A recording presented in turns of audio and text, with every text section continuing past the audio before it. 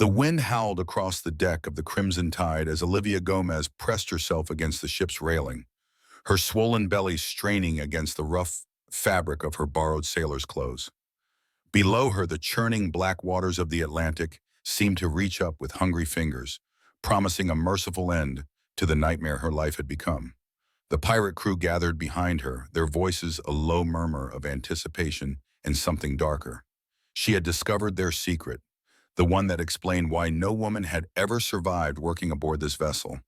Now she understood why Captain Robert Kim had looked at her with such strange mixture of pity and resignation when she had begged for passage just 3 months ago. The rope burns on her wrist told the story of her failed escape attempt. The bruises on her arms spoke of the crew's growing impatience with her presence, and the knowledge burning in her mind, the terrible truth about what happened to the cargo they transported in the ship's deepest hold, made her a liability they could no longer afford to keep alive. She closed her eyes and felt the child within her kick, as if sensing the danger that surrounded them both. Captain Kim stepped forward, his weathered face unreadable in the moonlight. Behind him stood his first mate, George Ramos, whose cruel smile had haunted her dreams for weeks. The other crew members, Edward Torres, Benjamin Ross, and Alan Hughes, formed a semicircle around her, blocking any hope of retreat.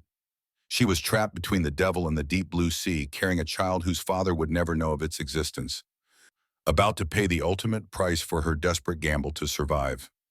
3 months earlier, Olivia had stood on the docks of Port Royal with nothing but the clothes on her back and the growing life in her belly. Her husband's death in a tavern brawl had left her penniless and pregnant, with creditors circling like vultures and no family to turn to for help. The other women in the port, Michelle Hall, Deborah Hernandez, Lisa Adams, and Laura Murphy, had warned her about the Crimson Tide and its mysterious captain who occasionally hired women for his crew. They spoke in hushed whispers about how those women were never seen again, how the ship would return to port with one less soul than when it departed. But desperation makes cowards of the wise and heroes of the foolish. When Captain Kim had approached her that gray morning, offering passage and work in exchange for her service aboard his vessel, Olivia had seen it as divine providence. She had ignored the warnings, dismissed the superstitions, and convinced herself that she could be different, that she could be the first woman to survive whatever fate awaited those who sailed with the notorious pirate crew. The captain had been surprisingly gentle in those first days, ensuring she had adequate food and a small cabin to herself. The crew, while rough and crude in their mannerisms, had initially treated her with a grudging respect that she attributed to their captain's influence. She had performed her duties washing clothes, mending sails, and helping in the galley without complaint, grateful for the shelter and sustenance that kept her and her unborn child alive. Before we see how this ends, tell us where you're watching from and hype this video in the comments. But ships are small worlds unto themselves, and secrets have a way of revealing themselves to those who know how to look and listen. It began with the strange sounds that echoed from the lower decks during the night watches. Sounds that were neither wind nor wave, but something altogether more human and desperate. Then came the peculiar cargo they loaded at remote islands, crates that required careful handling and were stored in the ship's most secure hold, guarded day and night by armed men who spoke in whispers and avoided her eyes when she passed. The first real hint of the ship's dark purpose came during a storm off the coast of Jamaica. Olivia had been below decks, securing loose items in the galley, when she heard voices arguing in the captain's quarters. The words were muffled by the howling wind and creaking timbers, but she caught enough fragments to piece together a horrifying picture. They were not ordinary pirates seeking gold and silver.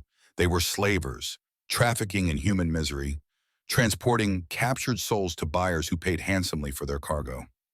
The realization hit her like a physical blow. She understood now why women never survived aboard this vessel. They were not crew members, but potential merchandise, kept alive only until they reached a port where buyers waited. Her pregnancy, which she had thought might protect her, was likely seen as an added value to potential purchasers. The child she carried was not just her hope for the future, but another commodity in the captain's twisted trade. That night, as the storm raged around them, Olivia lay in her narrow bunk and felt the full weight of her situation settle upon her like a burial shroud. She was trapped aboard a ship of horrors, carrying a child into a world that saw them both as nothing more than goods to be bought and sold. The gentle treatment she had received was not kindness, but an investment, ensuring the merchandise remained in good condition for eventual sale. The days that followed were a careful dance of deception. Olivia continued her duties while secretly observing the crew's routines, mapping the ship's layout in her mind, and searching for any opportunity to escape or at least send word to the authorities. She noted which crew members stood watch at what hours, where the weapons were stored, and how the cargo hold was accessed. Every piece of information might prove crucial if she were to have any chance of survival. Her pregnancy progressed, and with it came new challenges. The morning sickness that had plagued her early months gave way to the physical discomfort of carrying a growing child in the confined spaces of a ship. Her movements became more labored, her balance less certain on the rolling deck. The crew began to watch her more closely, as if sensing that her time of usefulness was drawing to an end. It was George Ramos who first voiced what they were all thinking. She overheard him speaking to Edward Torres near the ship's wheel one evening, his voice carrying clearly in the still air. They were discussing the upcoming rendezvous with the buyers in Tortuga, and Ramos suggested that her pregnancy made her more valuable, but also more difficult to transport. He recommended completing the transaction quickly, before her condition became too advanced to be easily managed. The casual way they discussed her fate, as if she were livestock being prepared for market, filled Olivia with a cold rage that burned brighter than her fear. She had survived her husband's death, the loss of her home, and the desperate poverty that followed. She would not allow her child to be born into slavery or herself to become another nameless victim of these monsters' greed. That night, she made her first attempt at escape. Using a rope she had secreted away from the ship's stores, she planned to lower herself over the side and swim to a small island they had anchored near for repairs. The plan was desperate and likely suicidal, but the alternative was certain doom for both her and her child. She had made it halfway down the ship's hull when Benjamin Ross spotted her from his watch position. His shouts brought the entire crew running, and within minutes she found herself hauled back aboard, her wrists bound with the same rope she had hoped would carry her to freedom. Captain Kim stood over her as she lay gasping on the deck, his expression unreadable in the lamplight. The punishment for her escape attempt was swift and brutal. They locked her in the cargo hold with the other captives, human beings chained in conditions that defied description.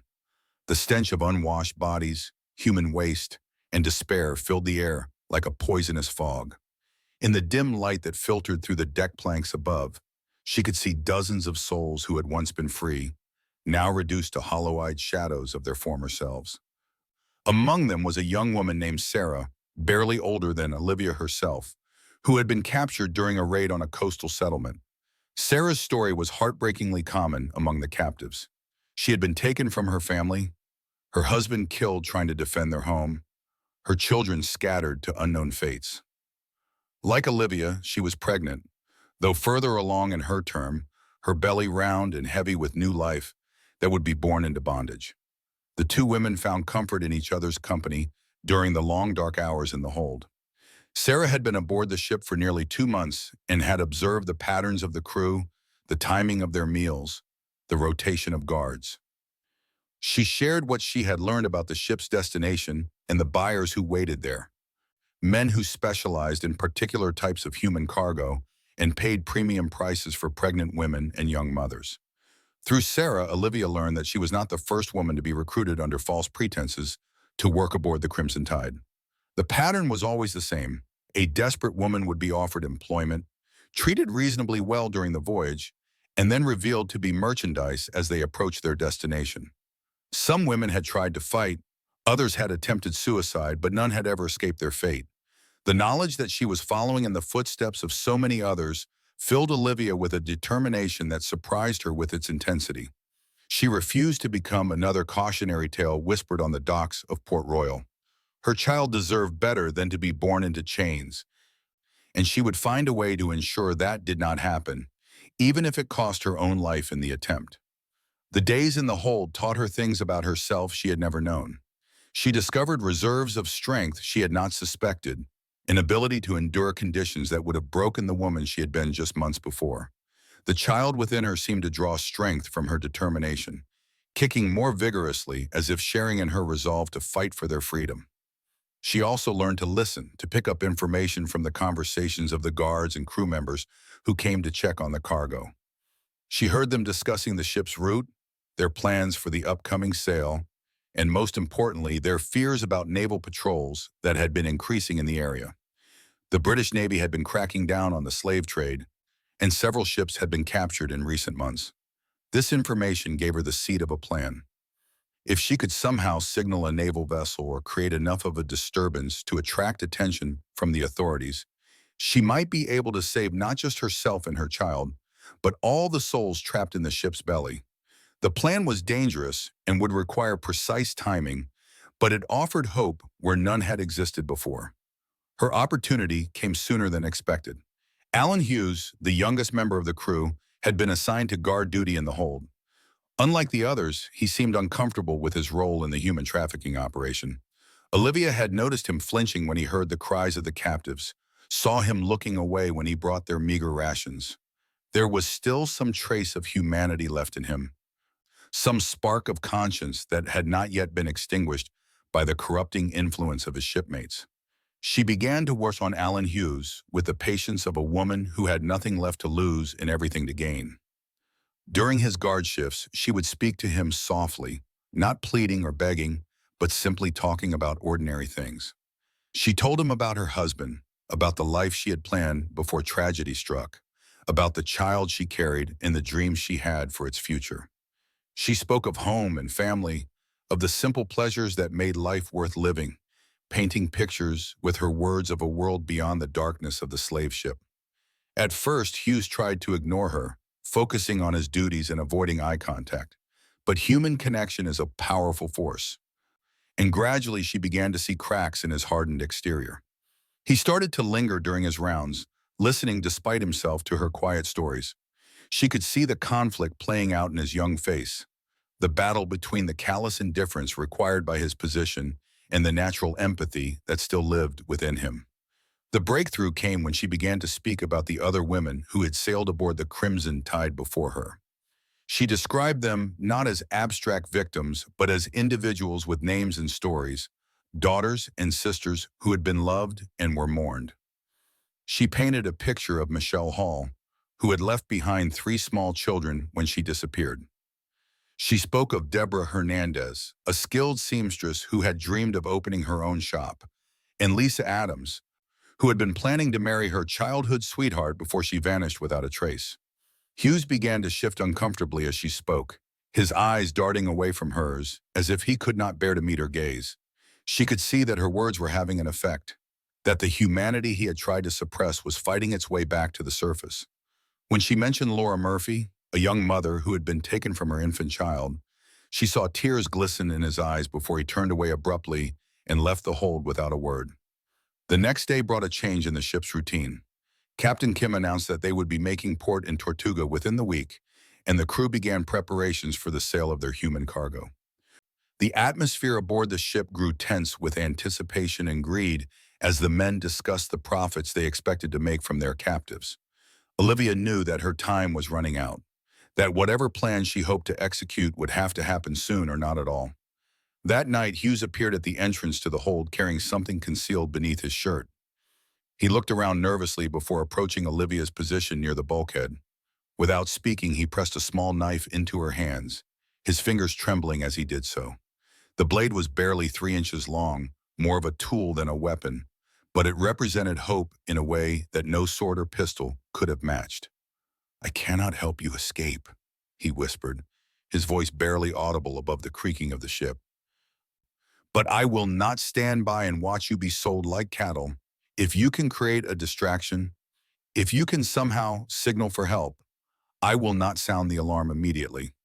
That is all I can promise." Olivia closed her fingers around the small blade, feeling its weight and sharpness. It was not much, but it was more than she had possessed moments before. She looked into Hughes's tortured face and saw the young man he might have been in different circumstances, before the corruption of piracy had claimed his soul. "Thank you," she said simply, and meant it with every fiber of her being. The plan that formed in her mind over the following days was audacious in its simplicity and terrifying in its risks. She would use the knife not as a weapon against her captors, though she was prepared to defend herself if necessary, but as a tool to free as many of the other captives as possible. If she could create enough case, if she could turn the ship's human cargo from passive victims into active participants in their own liberation, she might be able to overwhelm the crew through sheer numbers. The opportunity she had been waiting for came 3 days later, when a British naval frigate was spotted on the horizon. Captain Kim ordered the ship to change course, hoping to avoid detection, but the naval vessel had already begun to pursue them. The crew of the Crimson Tide fell into the familiar routine of preparing for a potential chase, securing loose items and readying the ship for high-speed sailing. In the chaos of preparation, the usual vigilance over the cargo hold was relaxed. Only one guard was posted, and the access hatch was left partially open to allow for better ventilation during what promised to be a long and arduous flight. Olivia saw her chance and knew she might not get another. She had spent the previous days carefully observing the restraints used on the other captives, noting which ones were secured with rope rather than iron shackles, identifying the individuals who still possessed enough strength to fight if given the opportunity. Sarah, despite her advanced pregnancy, had volunteered to help, as had several of the men who had been captured more recently and had not yet been broken by their captivity. Using the small knife Hughes had given her, Olivia began to cut through the ropes binding the nearest captives, working as quietly as possible to avoid alerting the guard above. Each freed prisoner was instructed to remain still and wait for her signal, to give no indication that they were no longer secured.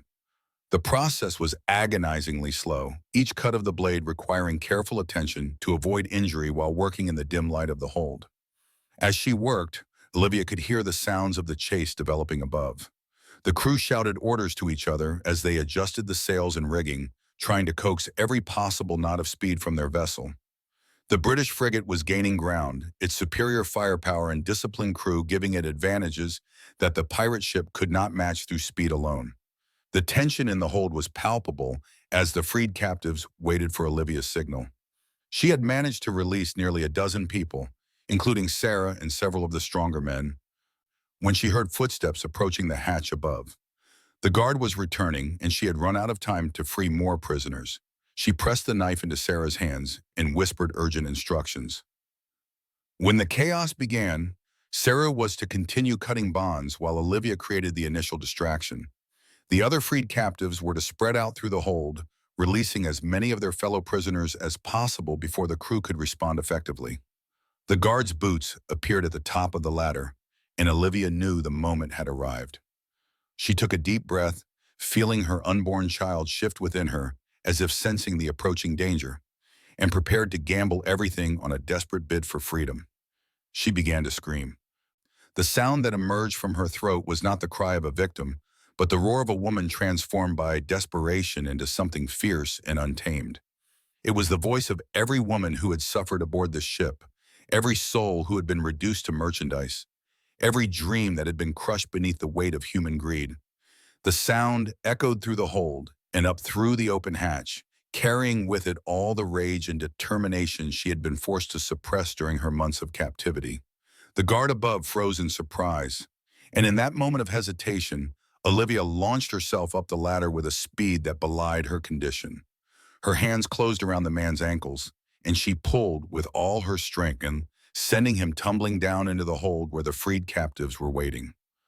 The guard's fall created the distraction Olivia had hoped for, but it also triggered a response from the crew above that was swifter and more violent than she had anticipated. Within seconds, shouts of alarm echoed across the deck as George Ramos realized that something had gone wrong in the cargo hold. The sound of running feet thundered overhead, and crew members abandoned their posts to deal with the uprising below. In the hold, chaos reigned as Sarah and the other freed captives worked frantically to release their fellow prisoners. The small knife passed from hand to hand, cutting through ropes and loosening shackles wherever possible. Some of the captives, weakened by months of confinement, could barely stand when their bonds were cut. Others, fueled by the sudden hope of freedom, rose with strength that seemed to come from some deep reservoir of human resilience.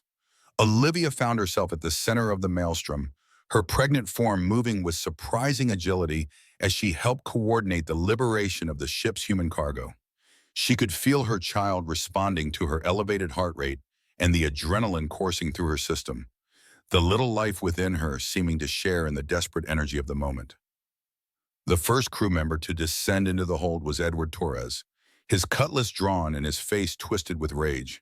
He had expected to find a few troublemakers who could be quickly subdued, not a full-scale revolt involving dozens of newly freed prisoners. His hesitation at the sight that greeted him cost him dearly, as three of the liberated men rushed him simultaneously, overwhelming him through sheer numbers despite his superior weapons and training. Above them, the chase with the British frigate continued, adding another layer of complexity to the unfolding drama.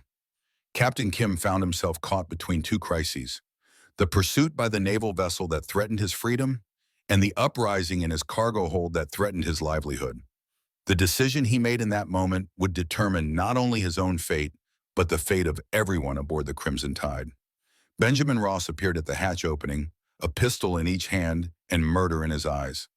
Unlike Torres, he did not hesitate or attempt to descend into the hold to engage the rebels in close combat.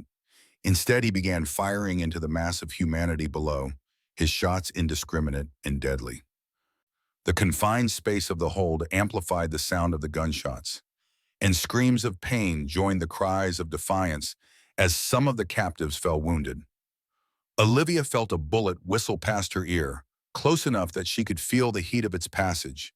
She dove behind a stack of water barrels, pulling Sarah with her as more shots rang out from above. The pregnant woman beside her was breathing heavily, her face pale with exertion and fear, but her eyes still burned with the determination that had sustained her through months of captivity. "We have to reach the deck," Sarah gasped, one hand pressed to her swollen belly. "If we stay down here, they will pick us off one by one." Olivia knew she was right, but the ladder to the upper deck was directly in Ross's line of fire. Anyone who tried to climb it would be an easy target for his pistols. They needed another way up, or they needed to neutralize the threat he represented. As she looked around the hold, searching for inspiration, her eyes fell on the barrels of lamp oil stored near the ship's magazine. The idea that formed in her mind was so dangerous that it bordered on madness, but desperate times called for desperate measures.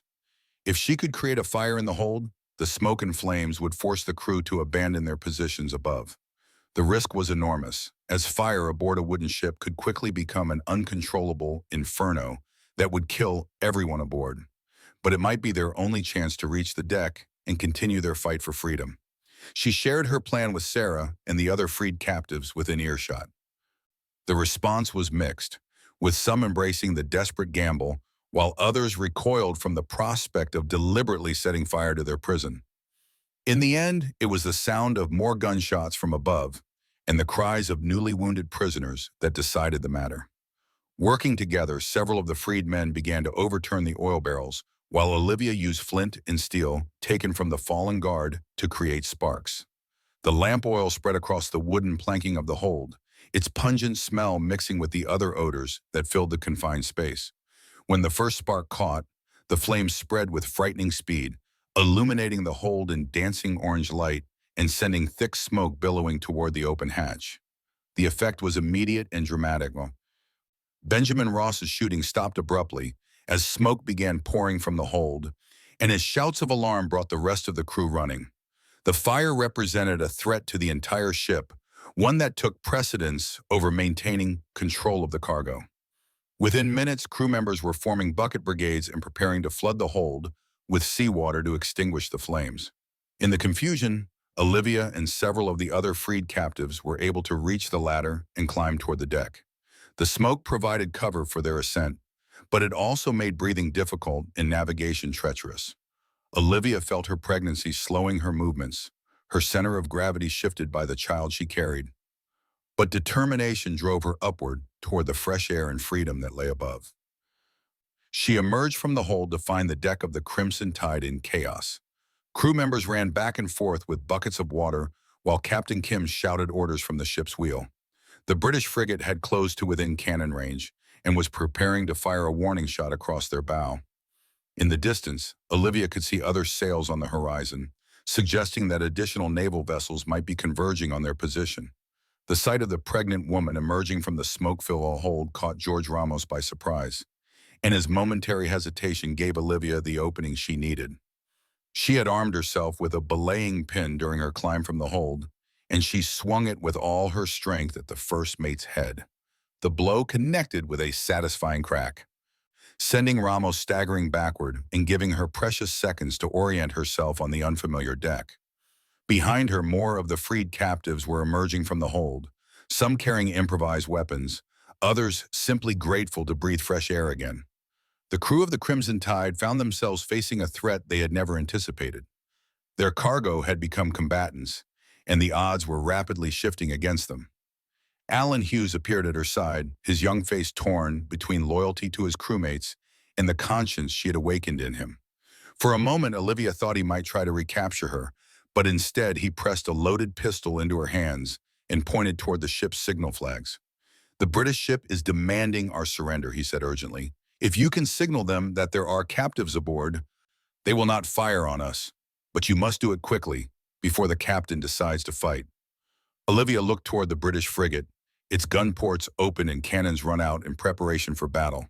She could see uniformed figures on its deck, officers with telescopes trained on the Crimson Tide, waiting to see how the pirate vessel would respond to their ultimatum. The signal flags Hughes had indicated were located near the ship's mainmast, but reaching them would require crossing the deck under fire from the remaining crew members. Sarah emerged from the hold behind her, followed by more of the freed captives. The pregnant woman was coughing from the smoke, but otherwise unharmed, her eyes bright with the fierce joy of someone who had tasted freedom after months of bondage. Together, they represented something that had never existed before aboard the Crimson Tide, a force capable of challenging the crew's absolute authority over their human cargo. The fire in the hold was beginning to spread despite the crew's efforts to contain it, and Captain Kim was faced with a decision that would determine the fate of everyone aboard his ship. He could continue to fight the British frigate and risk destruction in battle, or he could surrender and face the gallows for his crimes. The third option, scuttling the ship and eliminating all evidence of his slave trading operation, would mean the death of everyone aboard, including his own crew. As smoke continued to pour from the hold and flames began to lick at the deck planking, Captain Robert Kim made his choice. He abandoned the ship's wheel and drew his sword, advancing on Olivia and the group of freed captives with murder in his eyes. If he was going to face the gallows anyway, he would at least have the satisfaction of eliminating the woman whose escape attempt had brought disaster upon his operation.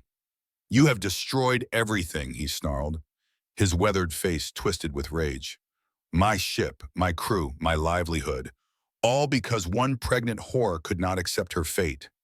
Olivia raised the pistol Hughes had given her hand steady despite the fear that coursed through her veins.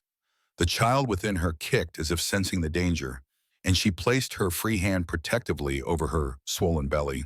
She had come too far and sacrificed too much to be stopped now by the very man who had orchestrated the suffering of so many innocent souls.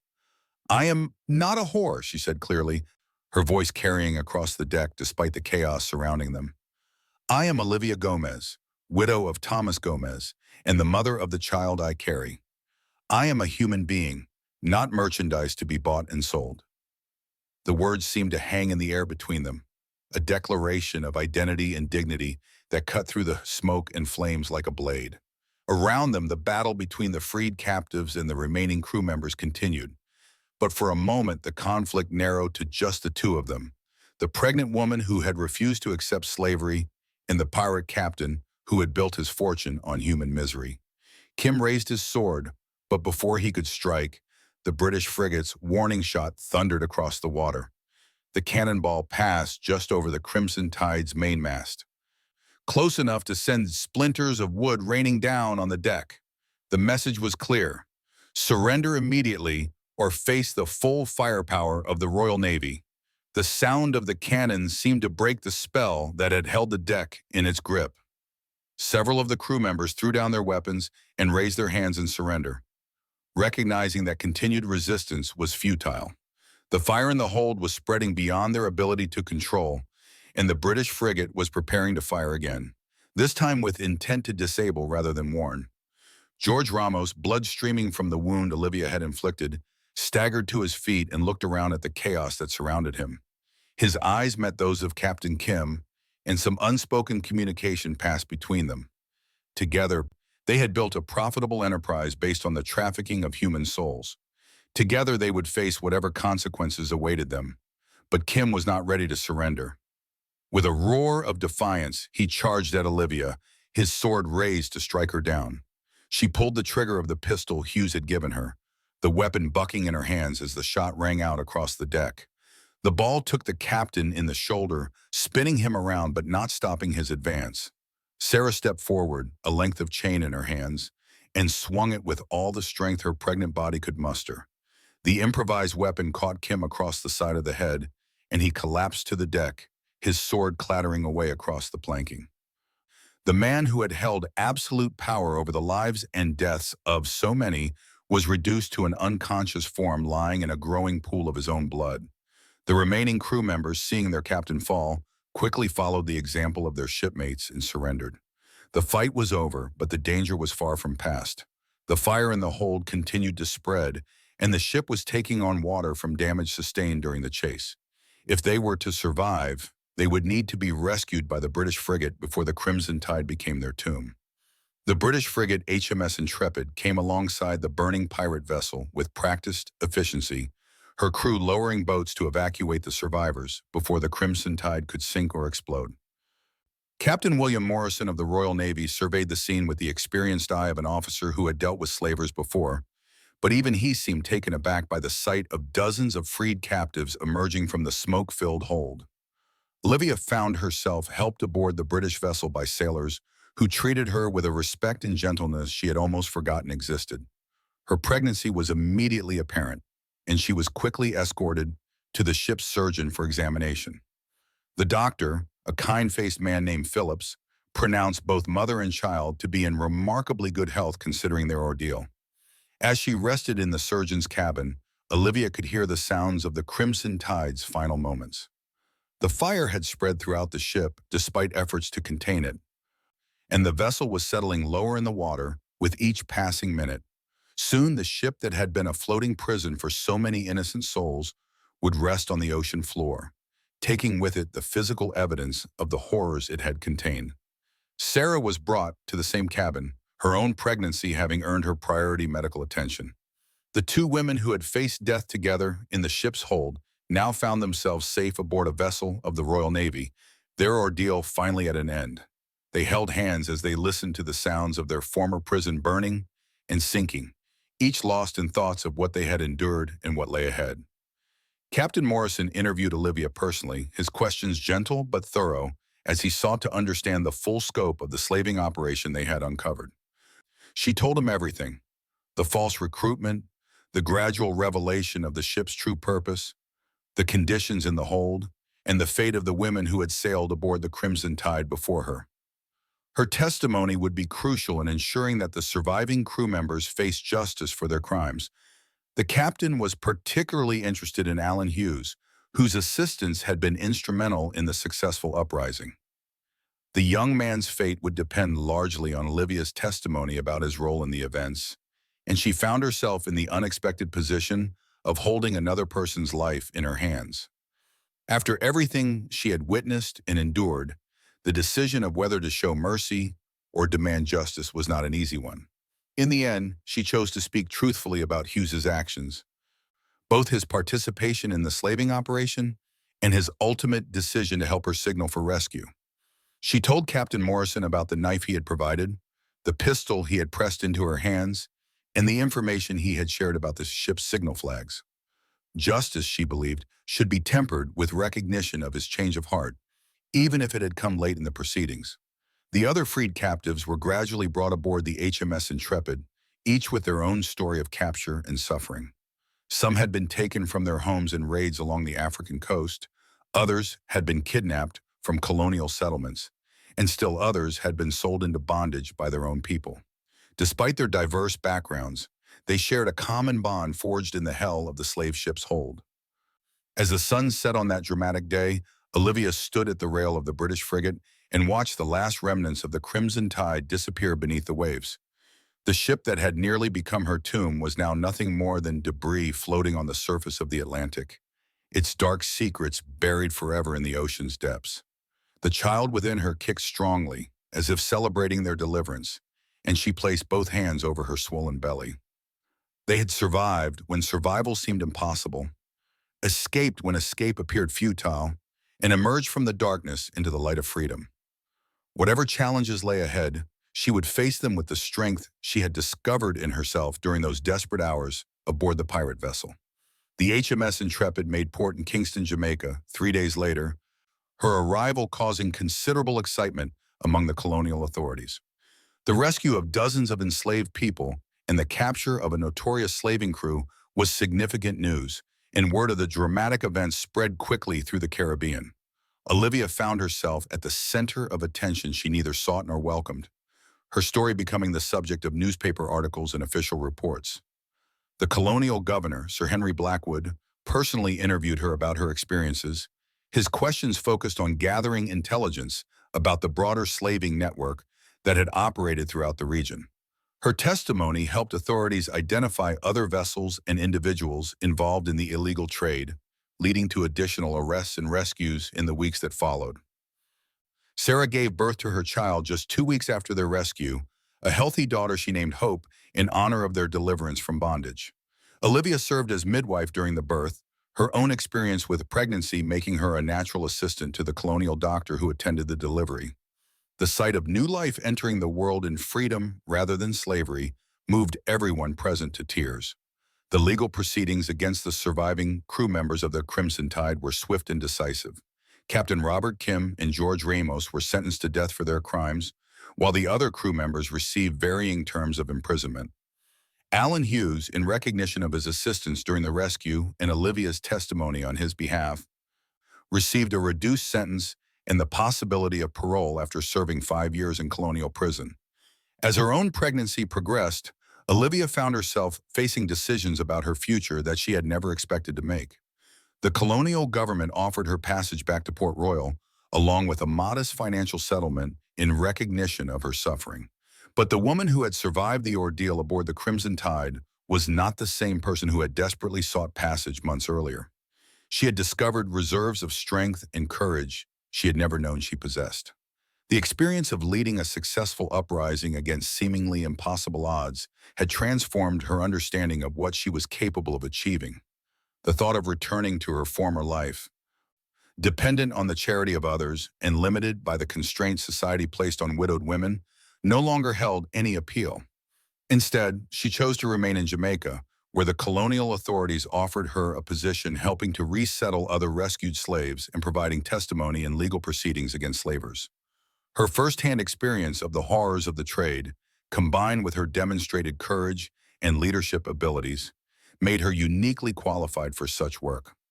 Michelle Hall, Deborah Hernandez, Lisa Adams, and Laura Murphy, the women from Port Royal who had warned her about the Crimson Tide, traveled to Kingston to see her when news of her survival reached them. Their reunion was emotional, filled with tears of joy and relief that at least one woman had finally escaped the fate that had claimed so many others. They told her that her story had already begun to change things in Port Royal. Women were no longer accepting employment offers from suspicious vessels without careful investigation. The authorities were paying more attention to ships that arrived with questionable cargo or crew. The cycle of disappearances that had plagued the port for years had finally been broken. As Olivia's time of delivery approached, she felt a sense of completion that had nothing to do with her pregnancy. She had not only survived her ordeal, but had transformed it into something meaningful. The child she carried would be born free, in a world where their mother's courage had helped to make slavery a little less profitable and a little more dangerous for those who practiced it. On a warm morning in March, as the trade winds carried the scent of tropical flowers across Kingston Harbor, Olivia gave birth to her son. She named him Thomas, after his father, but gave him the middle name of Freedom to commemorate the circumstances of his birth. The child who had been conceived in love, carried through desperation, and born in liberty would grow up knowing the story of his mother's courage and the price of human dignity. Sarah, now recovered from her own childbirth, assisted at the delivery along with the colonial doctor.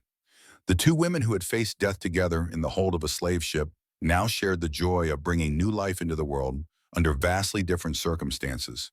Their children, born free instead of in bondage, represented hope for a future where such horrors might one day be nothing more than dark chapters in history books. The colonial authorities had established a special commission to investigate the slave trade throughout the Caribbean, and Olivia was appointed as one of its advisors. Her unique perspective as someone who had experienced the trade from the inside, combined with her demonstrated ability to inspire others to action, made her an invaluable asset in the fight against human trafficking.